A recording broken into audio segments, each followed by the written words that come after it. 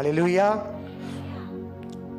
இன்றைக்கு சிலுவையில் ஆண்டவராகிய இயேசு கிறிஸ்து அவர் நமக்காக மரித்து அடக்கம் பண்ணப்பட்டு உயிரோடு எழுந்த தேவனாக இருக்கிறார்.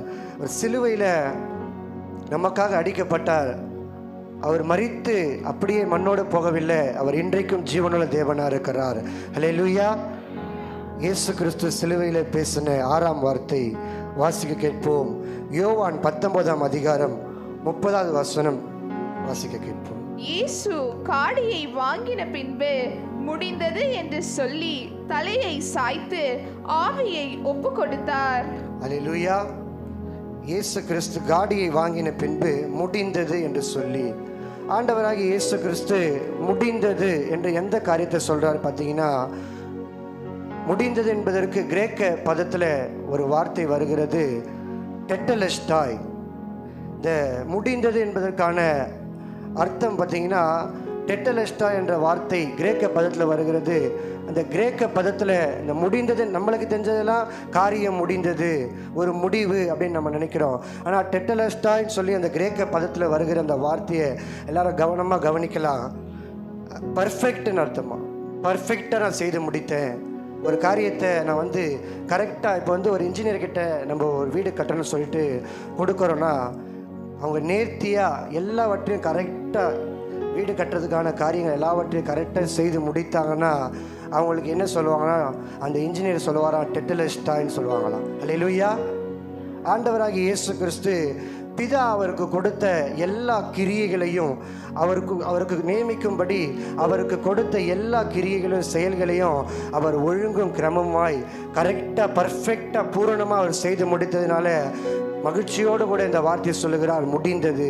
அவர் சரீரத்தில் எத்தனையோ பாடுகள், வேதனைகள், எவ்வளோ காயங்கள் ஏற்பட்டு இருந்தாலும் அவர் இந்த வார்த்தையை பார்த்தீங்கன்னா மத்தேயு, மார்க்கு, லூக்கா இந்த 3 பகுதியிலுமே மகா சத்தமாய் கூப்பிட்டார்னு வரும்.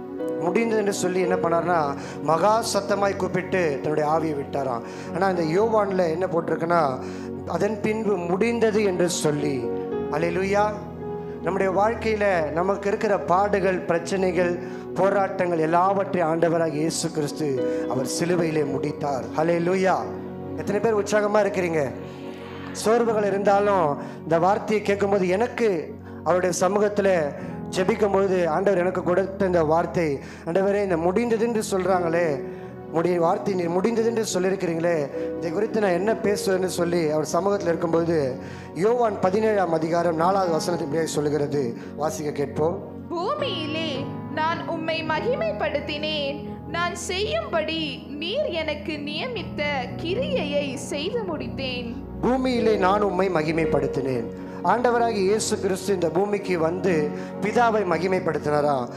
பிதாவை மகிமைப்படுத்தி எனக்கு நியமித்த கிரியையை செய்து முடித்தேன். ஆண்டவராகிய இயேசு கிறிஸ்து மரியாளுடைய வயிற்றில் பிறக்கணும். 12 வயது வரைக்கும் அவர் பார்த்தீங்கன்னா அமைதியாக தான் இருந்தார். 12 வயதுக்கு அப்புறம் தேவாலயத்தில் போயிட்டு பிரதான ஆசிரியரிடத்தில் வினாவி கொண்டிருந்தால், கேள்வியில் கேட்டுக்கொண்டிருந்தால் 30 வயசில் என்ன பண்ணுறாரு? நீங்களும் கொஞ்சம் பேசினா நல்லாயிருக்கும் என்னோட கூட. 30 வயசில் ஆண்டவர் என்ன செய்தார்? ஞானஸ்தானம் எடுத்தார். முதலாவது ஆண்டவர் 30 வயசில் ஞானஸ்தானம், கரெக்டுங்களா? 30 வயசில் ஆண்டவர் பிதா கட்டளையிட்டு இருக்கிற அந்த ஞானஸ்தானம் என்கிற அந்த காரியத்தை செய்கிறார். அதன் பின்பு 3.5 வருஷம் ஆண்டவருடைய சித்தத்தை செய்கிறார். ஆண்டவர் இந்த உலகத்துக்கு வந்தது வாழறதுக்காக வந்தாரா? மரிக்கிறதுக்காக இந்த உலகத்தில் யாராவது பிறப்பாங்களா? யாரும் பிறக்க மாட்டாங்க. ஆண்டவராகி இயேசு கிறிஸ்து ஒருவர் மாத்திரமே நமக்காக ரத்தம் சிந்தி நம்முடைய பாவங்களை மீட்கும்படியாக, நம்முடைய பாவமான வாழ்க்கையிலிருந்து நம்மளுக்கு பரிசுத்த சிந்தையை நம்மளுக்கு உண்டாக்கும்படியாக, பரிசுத்த சந்ததியை உருவாக்கும்படியாக அவருடைய பரிசுத்த ரத்தத்தை நமக்காக சிந்தினார். ஹல்லேலூயா. எத்தனை பேர் சந்தோஷமா இருக்கிறீங்க? நம்முடைய எல்லா பாவத்துக்கும் அவர் பரிகாரமானார். அதான் ஆண்டவர் சொல்றார், நானே உன் பரிகாரியாகிய கர்த்தர். ஹல்லேலூயா. ஆண்டவர் நமக்கு பரிகாரம் செய்திருக்கிறார். அவர் பார்த்தீங்கன்னா நம்முடைய எல்லா பாவங்களையும் மீட்டெடுத்துக்காக, நம்முடைய சாபங்கள் எல்லாவற்றையும் ஆண்டவர் சிலுவையில் முடித்து விட்டார். எத்தனை பேர் விசுவாசிக்கிறீங்க? நம்முடைய பாவம், சாபம், அக்கிரமங்கள், குற்றங்கள், குறைகள் எல்லாவற்றையும் தலைமுறையாக நம்முடைய முன்னோர்கள் செய்த பாவம் எல்லாவற்றையும் ஆண்டவர் முடித்ததுனால அவர் மிகுந்த சத்தத்தோடு ஆர்ப்பரிப்போடு சொல்லுகிறார், எல்லாம் முடிந்தது. ஹல்லேலூயா. It's finished. சொல்லுங்க பார்க்கலாம். இட்ஸ் சத்தமா, இட்ஸ் ஃபினிஷ்ட். ஆண்டவர் பார்த்தீங்கன்னா அவ்வளோ ஒரு வேதனையோடு இருந்தபடினால, ஆனாலும் இந்த வார்த்தையை, பிதா எனக்கு செய்த காரியங்கள் ஒன்றில் நான் தவறி போகவில்லை, எல்லா காரியங்களையும் ஒழுங்கும் கிரமமாய் செய்து முடிக்க கர்த்தர் எனக்கு பிதாவாகிய தேவனுக்கு உதவி செய்தார்னு சொல்லி, பிதாவே உம்முடைய சித்தத்தை உம்முடைய கிரியையை நான் செய்து முடித்தேன்னு சொல்லுகிறார். ஹல்லேலூயா. அவருடைய ரத்தம் முழுவதுமாக இந்த உலகத்தில், அவருடைய ரத்தம் முழுவதும் இந்த பூமியில் சிந்தப்பட்டது. ஏனென்றால் இந்த பூமியில் பிறக்கிற ஒவ்வொரு மனிதர்களும் அவருடைய ரத்தத்தினால பாவம் மன்னிப்புங்கிற அந்த பாவத்தை அவர் ஜெயித்தவராக இருக்கிறபடினால எல்லா ரத்தத்தையும் அவருக்கு நமக்காக சிந்தி பாவத்தை சிலுவையில் முடித்தார். ஹல்லேலூயா. பாவம் நமக்குள்ள கிரியை செய்தாலும் அந்த பாவத்தை ஜெயிக்கக்கூடிய வல்லமே நம்மளிடத்தில் தந்திருக்கிறார். எத்தனை பேர் விசுவாசிக்கிறீங்க? இயேசு கிறிஸ்துவை ஏற்றுக்கொண்டவங்க எல்லாருமே பாவத்திலிருந்து நிச்சயம் விடுதலை பெற முடியும். ஹல்லேலூயா. அதற்கு நான் சாட்சியாக இருக்கிறேன். ஆண்டவர் அறியாத முன்பதாக எத்தனையோ காரியங்களை செய்திருக்கிறேன். எத்தனையோ பாவ பழக்கங்களுக்கு, போதை பழக்கங்களுக்கு அடிமைப்பட்டனா இருந்தேன். நான் நினச்சிருக்கிறேன், ஆண்டவரே இந்த பழக்கத்தில் என்னால் விட முடியாது போலகுது அப்படின்னு நினச்சிருக்கிறேன். ஆனால் ஆண்டவர் சொன்னார், பாவங்களை மறைக்கிறவன் வாழ்வடைய மாட்டான், அறிக்கை செய்து விட்டு விடுகிறவனோ இறங்க பெறுவான்னு சொன்னார். ஹல்லேலூயா. ஆண்டவரத்தில் நம்ம அறிக்கை செய்தனா நம்முடைய பாவத்துக்கு ஒரு முடிவை கொண்டு வருவான்னு சொல்கிறவங்க நல்ல கரங்களை உயர்த்தி ஹல்லேலூயா. இந்த பாவத்துக்கு ஒரு முடிவை கொண்டு வருகிற தேவனாக இருக்கிறார். அதே போல் ஆண்டவர் இந்த உலகத்துக்கு எதற்காக வந்தார்னா, பிசாசின் கிரியைகளை அழிக்கும்படிக்கு வந்தார். ஹல்லேலூயா. பிசாசின் பிடியில் இருக்கிற ஒவ்வொருவருடைய அந்த பிசாசின் கிரியையை முடிக்கிறதுக்காக ஆண்டவராகி இயேசு கிறிஸ்து சிலுவையில் நமக்காக ஜீவனை கொடுத்து சிலுவையில் ஒரு பரிகாரத்தை செய்திருக்கிறார். அதன் பின்புதான் எதற்காக வந்திருக்கிறார்னா, அக்கினியை போட வந்தேன். ஹல்லேலூயா. அக்கினின்னு பார்த்தீங்கன்னா ஆண்டவர் நமக்கு தருகிற அபிஷேகம். ஹல்லேலூயா. கர்த்தருடைய அபிஷேகத்தை நீங்கள் இருக்கிற சிறு பிள்ளைகள் முதல் பெரியவர்கள் வரைக்கும் எல்லாருமே அந்த அபிஷேகத்தை பெற்றுக்கொள்ளணும். அதற்காக தான் ஆண்டவர் நமக்காக சிலுவையிலே வரங்களை பெற்றுக்கொண்டாராம். எல்லா வியாதிகளையும் நம்ம இடத்துலேருந்து நீக்கிறதுக்காக ஆண்டவர் 39 முறை என்ன பண்ணார்? 39 முறை வாரினால ஆண்டவர் அடிக்கப்பட்டார். இந்த உலகத்தில் எத்தனையோ வியாதிகள் இருக்கிறது, எத்தனையோ லட்சக்கணக்கான வியாதிகள் இருக்கிறது. ஆனால் எல்லா வியாதிகளையும் அந்த 39 வகையில் அடக்கி விடலாமா? ஹல்லேலூயா. எல்லா மெடிக்கலில் இருக்கிற பெரிய பெரிய வேத ஆராய்ச்சியாளர்கள்லாம் சொல்கிறாங்க, பைபிளும் படிப்பாங்க, ஆனால் டாக்டராக இருப்பாங்க. அப்படிப்பட்ட உன்னதமான தேவனுடைய ஊழியக்காரங்க அநேகர் சொல்லுகிறது என்னென்னா, இந்த 39 முறை அவர் வாரினால் அடிக்கப்பட்டதுனால நம்முடைய வியாதிகள் எல்லாவற்றையும் சிலுவையில் முடித்ததுனால அவர் முடிந்தது என்று சொல்லுகிறார். ஹல்லேலூயா. உற்சாகமாக இருக்கிறீங்களா? நம்முடைய எல்லா வியாதிகளையும் அவர் சுமந்தாராம். சந்தோஷமே இல்லையே உங்களை பார்க்கும்போது? எல்லா வியாதிகளையும் நமக்காக அவர் சுமந்து தீர்த்தாராம். தம்முடைய இரத்தத்தினால, தம்முடைய பாடுகளினால, எல்லாவற்றையும் முடிந்ததுனால அவர் சொல்லுகிறார், எல்லாம் முடிந்தது. ஹல்லேலூயா. அதன் பின்பாக பிதாவினுடைய சித்தத்தை செய்க ஆண்டவர் இந்த உலகத்துக்கு வந்து செய்து முடித்தாராம். பவுல் சொல்லுவார், எத்தனை பேர் கேட்டிருக்கீங்க? நல்ல போராட்டத்தை போராடினேன், ஓட்டத்தை முடித்தேன். நம்ம சொல்ல முடியுமா? நல்ல போராட்டத்தை போராடுறேன். நம்ம 70 ஆண்டுகள் 80 ஆண்டுகள் இந்த உலகத்தில் வாழலாம். ஆனால் எல்லாருக்குமே மரணம் கண்டிப்பாக நிச்சயமாக இருக்கிறது. ஆனால் அந்த மரணம் இருந்தாலும் இந்த உலகத்துலேருந்து நம்ம போகிறோமே தவிர, ஆனால் நித்தியமாக கோடி வருஷமாக ஆண்டவரோடு கூட நம்ம ஜீவனுள்ள அந்த நித்திய மணவாளனை பார்க்க நித்திய ஜீவனுள்ளவர்களாக நாமும் அவரோடு கூட இருப்போம். ஹல்லேலூயா. ஆண்டவர் நமக்கு நித்திய ஜீவனை தருகிறபடினால அந்த மரணத்தை சிலுவையிலே முடித்தார். ஹல்லேலூயா. எல்லா இந்த நரகத்துக்கு போகிறதான அந்த காரியங்கள் எல்லாவற்றையும் சிலுவையில் அவர் முடித்தபடினாலே பரலோகன்னு ஒரு அருமையான ஒரு இடம் இருக்கிறது. அந்த இடத்துக்கு உங்களை கொண்டு போகிறதுக்கு இந்த சிலுவையில் என்னையே நான் பலியாய் கொடுக்கிறேன். இந்த உலகத்தில் மாசற்ற ரத்தம் உள்ளவர், பரிசுத்தம் உள்ள ஒரு தேவன் என்றால் இந்த உலகத்தில் இயேசு கிறிஸ்துவை போல ஒருவருமே கிடையாது. ஹல்லேலூயா. இந்த பரிசுத்தம் உள்ள ரத்தத்தை நமக்காக சிந்தி இந்த உலகத்தில் அவர் சொல்லுகிறார், என்ன சொல்லுகிறார்? எல்லாம் முடிந்து சொல்லுகிறார். அடுத்ததாக ஒரு வாசிக்க கேட்போம். எபிரேயர் 7ஆம் அதிகாரம் 27வது வசனம் இப்படி சொல்கிறது. அவர் பிரதான ஆசாரியர்களைப் போல முன்பு சொந்த பாவங்களுக்காகவும் பின்பு ஜனங்களுடைய பாவங்களுக்காகவும் நாடோறும் பலியிட வேண்டுவதில்லை. ஏனெனில் தம்மை தாமே பலியிட்டதினாலே இதை ஒரே தரம் செய்து முடித்தார். அல்லேலூயா. ஒரே தரம் செய்து முடித்தாராம். பழைய ஏற்பாட்டு காலங்களில் பிரதான ஆசாரியர் என்ன செய்வாங்கன்னா, சொந்த பாவங்களுக்கு, அவங்களுடைய பாவங்களுக்காக என்ன பண்ணுவாங்கன்னா பலியிடுவாங்க. ஆடு, மாடு, பலியிடக்கூடிய என்னென்ன மிருகங்கள் இருக்கிறதோ எல்லாவற்றையும் பலியிட்டு தன்னுடைய சொந்த பாவங்களுக்காக எல்லாரும் பலியிடுவாங்களாம்.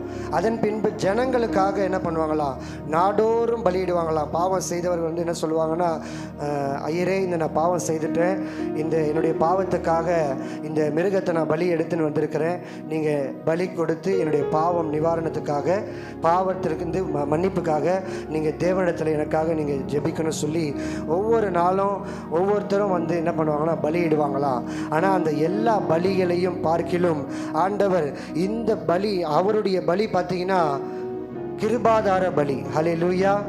அவர் நமக்காக சிந்தின ரத்தம், அவர் தன்னுடைய சரீரத்தை என்ன பண்ணார்னா நொறுக்க ஒப்பு கொடுத்தாராம். கர்த்தரோ அவரை பாடுகளுக்கு உட்படுத்தி சரீரத்தை என்ன பண்ண நொறுக்கினாரா. இந்த சரீரம் பார்த்தீங்கன்னா இந்த முதுகு பகுதியில் 5000க்கு மேற்பட்ட காயங்களாம்.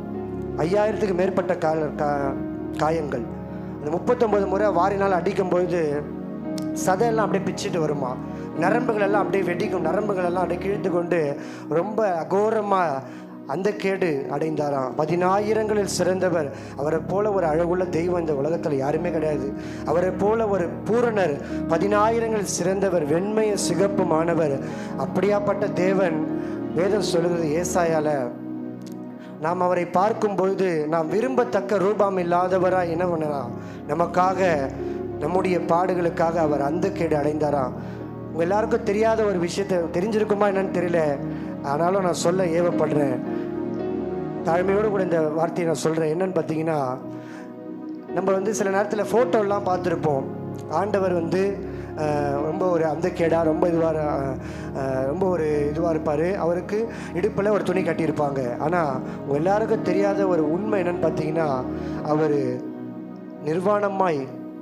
நிர்வாணமாய் நமக்காக வந்து அவருடைய தன்னுடைய சரீரம் முழுவதுமாய் எல்லா இடங்கள்லையும், ஒரு இடம் கூட காயம் இல்லாத இடமே கிடையாது, எல்லா இடத்துலையும் காயங்களை ஏற்பட்டு நமக்காக அப்படியாப்பட்ட மகிமையுள்ள ராஜாதி ராஜா, ஒருவராய் பெரிய அதிசயங்களை செய்கிறவர், ஒருவரும் சேரக்கூடாத ஒளியில் வாசம் பண்ணுகிற தேவன், அவர் ஆராய்ந்து முடியாத பெரிய காரியங்களை செய்கிற தேவன்.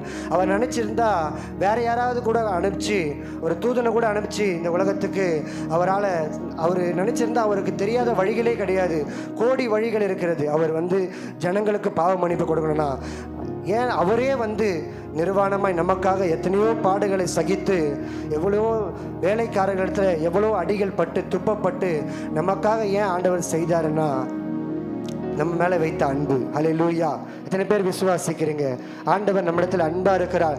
அந்த அன்புள்ள தெய்வம் நமக்காக தன்னுடைய ஜீவனையே கொடுத்து நமக்காக எல்லா பாடுகளும் சகித்தபடியினால தாவீது சொல்லுகிறார், அதிகமாய் நேசித்த. ஆனால் ஆண்டவராகிய இயேசு கிறிஸ்துவை தாவீது இந்த உலகத்தில் பார்க்கல. ஏன்னா தாவீதுக்கு அப்புறமா தான் ஆண்டவராகிய இயேசு கிறிஸ்து வராரு. ஆனால் ஆண்டவராகிய இயேசு கிறிஸ்து குறித்து சங்கீதத்தில் சொல்லுகிறார். சங்கீதம் 138:8, கர்த்தர் எனக்காக யாவையும் செய்து முடிப்பார். ஹல்லேலூயா. கர்த்தர் எனக்காக யாவையும் செய்து முடிப்பார். ஹல்லேலூயா. உங்களுக்குன்னு ஆண்டவர் வச்சிருக்கிற நன்மைகள், உங்களுக்குன்னு வச்சிருக்கிற ஆண்டவருடைய கிருபைகள், உங்களுக்குன்னு வச்சிருக்கிற ஆண்டவர் கொடுக்கணும்னு நினைக்கிற ஆசீர்வாதங்கள் எல்லாமே நிச்சயம் அவர் உங்களுக்கு செய்ய வல்லமுள்ள தேவனாக இருக்கிறார். அதை அவர் நிச்சயம் அவர் செய்து முடிப்பார். எல்லாரும் கரங்களை உயர்த்தி கர்த்தர் எனக்காக யாவையும் செய்து முடிப்பார்னு சொல்லலாமா? எல்லாரும் சின்ன பிள்ளைகள் முதல் பெரியவங்க வரைக்கும் கர்த்தர் எனக்காக யாவையும் செய்து முடிப்பார். ஹல்லேலூயா. நம்முடைய நண்பர்கள் செய்ய முடியாத காரியங்களை ஆண்டவர் செய்வார். நம்முடைய தாய் தகப்பன், நமக்கு பிரியமானவர்கள், கணவன் மனைவி, யாராலையும் செய்ய முடியாத ஒரு சில காரியங்கள் இருக்கலாம். ஒரு சில காரியங்களை ஒரு சில உறவுகள் நமக்கு செய்ய முடியும். ஆனால் நமக்கு செய்ய முடியாத காரியங்கள் சிலது இருக்கலாம். அந்த காரியங்களை இயேசு நமக்கு செய்வார். அல்லேலூயா. அது நிச்சயம் கர்த்தர் செய்து முடிப்பார். இந்த வார்த்தைகளை கர்த்தர் எனக்கு கொடுத்தபடினால கர்த்தர் அதிகமாக ஸ்தோத்திரிக்கிறேன். கர்த்தர் தாமே உங்களுக்கு யாவையும் செய்து முடித்து உங்களை ஆசீர்வதிப்பாராக. ஆமென், ஆமென்.